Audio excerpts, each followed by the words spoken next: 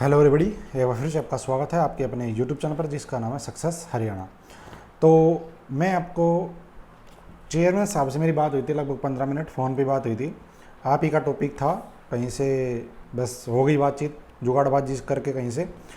तो कैटेगरी जो एक चेंज करने का जो मुद्दा है उसके ऊपर बेसिकली मैंने बात करी थी कि कैटेगरी चेंज कौन कर सकता है, कैसे कर सकता है, किसको करनी है, किसको नहीं करनी है, कर दिया तो क्या होगा, नहीं की तो क्या होगा, सारी बताऊंगा। कैटेगरी के लिए कौन सा सर्टिफिकेट किस डेट का चाहिए, नया चाहिए, पुराना चाहिए। तो रिजर्व कैटेगरी के लिए है एससी, बीसी और ईडब्ल्यूएस। ठीक है, सुनो। सबसे पहली बात यह है कि जो आपने सीईटी का रिजल्ट देखा, उसमें ऑप्शन आ रखा है ग्रीवेंस का, जहाँ पे आप कैटेगरी चेंज करने के लिए डाल सकते हो।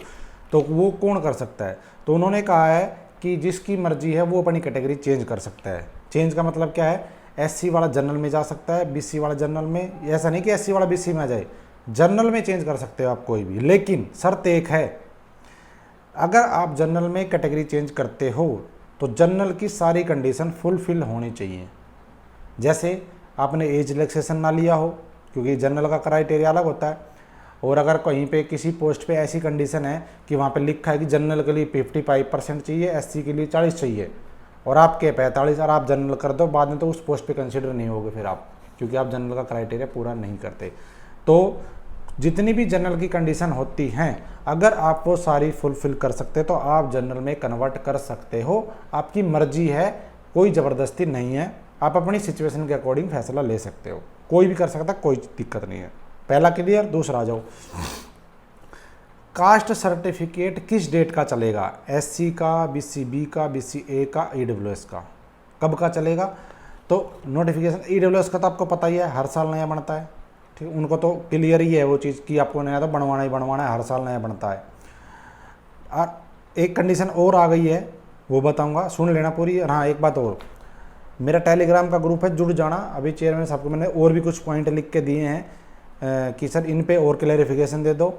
तो उन पे भी वो बोले कि मैं आपको लीगल टीम से बातचीत करके आपको रिप्लाई दे दूंगा इनके ऊपर क्या है। उसके बाद आप इसको शेयर कर सकते हो। आप ही के क्वेश्चन थे तो मैंने भेज दिया, मेरे टेलीग्राम पे जुड़ जाना, मैं वहाँ पे उन चीज़ों को शेयर कर दूंगा कि किस किस पॉइंट पे क्या क्या एचएसएससी का मत है। तो डिस्क्रिप्शन में लिंक है, जुड़ जाओ और सब्सक्राइब कर लो इस चैनल को। आपको यहाँ पे बिल्कुल जानकारी मिलेगी सटीक जो है एक्चुअल वो। तो जुड़ जाना है, ठीक है। टेलीग्राम का लिंक दे दिया है।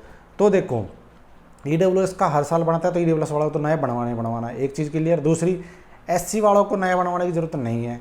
क्यों? क्योंकि एससी में creamy layer, non creamy layer कुछ नहीं होता है, तो उनका पुराना भी चल जाए। लेकिन ऐसा नहीं कि आदम के ज़माने का, मतलब पुराना मतलब 2, 3, 4, 5 साल पहले का बना हुआ तो चल जाएगा। रूल चेंज होते रहते हैं, वो देख लेना, आपकी लेटेस्ट रूल के ऊपर बना हुआ हो आपका। दूसरा, अब मेरे को ये मत कहना कोई कमेंट करके जी कब का चलेगा एससी का, मुझे नहीं पता लास्ट लेटेस्ट अमेंडमेंट कब आया था। आपको देखना है कि आपका कब है, लेकिन इस साल का बनवाने की ज़रूरत नहीं है। अब है बीसीबी और बीसीए, इनको नया बनवाना पड़ेगा। क्यों? क्योंकि creamy layer, non creamy layer का मामला होता है यहाँ पे, इसलिए उन्होंने लिखा है कि फैमिली आईडी का लिखा है 2022 का नोटिफिकेशन कि 2022 के अनुसार जो अमेंडमेंट किया था वो आपका नया बना हुआ होना चाहिए। 2 मिनट में बन जाता, मतलब 2 मिनट तो नहीं कहूँगा, मतलब ऑनलाइन होता है अप्लाई, सरल से बनता है। तो आप अपनी फैमिली आईडी डाल के बनवा लेना, कोई बड़ी बात नहीं है।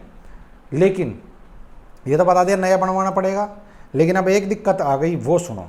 दिक्कत ये आ गई आपको, इसको क्लियर मैंने कर लिया, मैं दिक्कत आपकी वो शेयर कर रहा हूँ कि कोई भी बंदा पहले बीसीबी, बीसीए, ईडब्ल्यूएस, इसके लिए पिछली भर्ती में एडवर्टाइजमेंट जब आई थी ये 56-57 वाली या जो भी है, उस टाइम एलिजिबल थे आप उस सर्टिफिकेट बनवाने के लिए, आपकी इनकम कम थी। लेकिन आज आपकी इनकम बढ़ गई है। आज आपका बीसीबी का या बीसीए का या ईडब्ल्यूएस नहीं बन सकता, बनवाने जाओगे तो ऐसे केस में क्या होगा?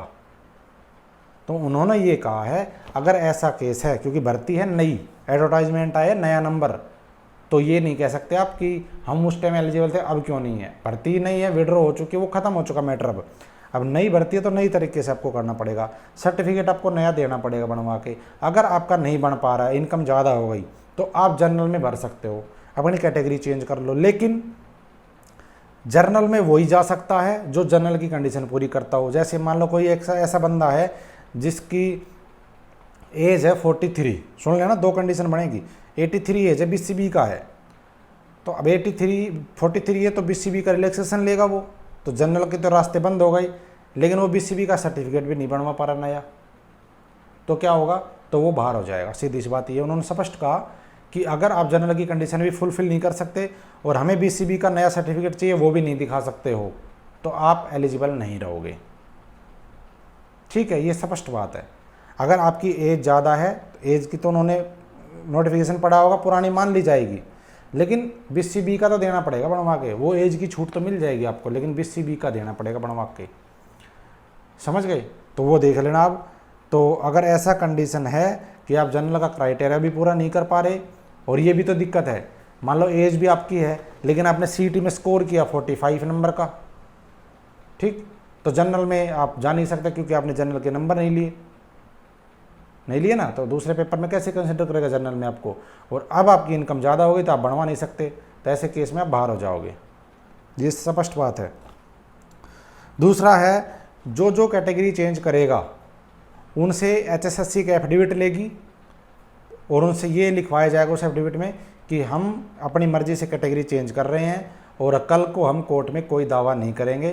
क्योंकि ऐसा होता है कि कैटेगरी चेंज कर ली, बाद में पता चला कि यार इस कैटेगरी की तो कट ऑफ ज़्यादा जा रही, जिसमें हम आ गए, हम तो वहीं ठीक थे जहाँ थे, तो हमारी चेंज करो, तो फिर कोई दावे पे विचार नहीं किया जाएगा। जो आपने चेंज कर दी तो कर दी, फाइनल है वो, एफिडेविट देना पड़ेगा, कोई कोर्ट में केस भी नहीं कर पाओगे आप।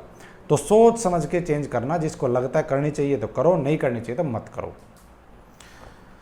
ठीक है जी, वापिस नहीं आ पाओगे उस कैटेगरी में।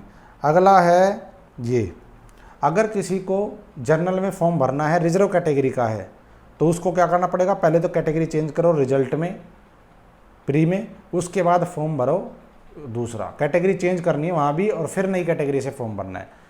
बात वही है घूम फिर के कि जनरल की कंडीशन फुलफिल होनी चाहिए, तभी आप एलिजिबल हो।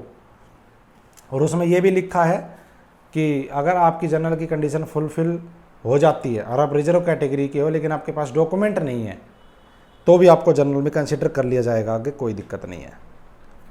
तो ये थी आज मैंने जो बातचीत करी, और कई मुद्दे हैं वो बताऊंगा जब उनका रिप्लाई आ जाएगा जब।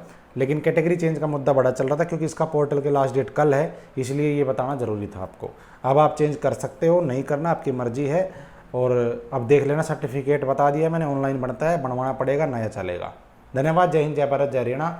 आपका दिन शुभ हो। वीडियो को लाइक और शेयर कर देना और मेरे टेलीग्राम पे जुड़ जाओ, डिस्क्रिप्शन में लिंक है। रिजर्वेशन पॉलिसी का मैंने उनसे पूछा है कौन सा होगा, डीएसएम ईएसएम वाला मुद्दा, और 4 गुना में शॉर्ट लिस्ट करने में क्या तरीका अपनाएंगे। कुछ पोस्ट ऐसी जहाँ पे किसी कैटेगरी की पोस्ट नहीं है, बहुत सारी चीज़ें मैंने उनसे मतलब पूछी है। मैं उनको प्रेजेंटेशन अब बना के भेजूँगा, तो उसके बाद जब रिप्लाई आएगा तो मैं बता दूंगा। उसके लिए आप टेलीग्राम और सब्सक्राइब कर लो चैनल को और जुड़ जाना। ठीक है, थैंक यू। जय हिंद, जय भारत।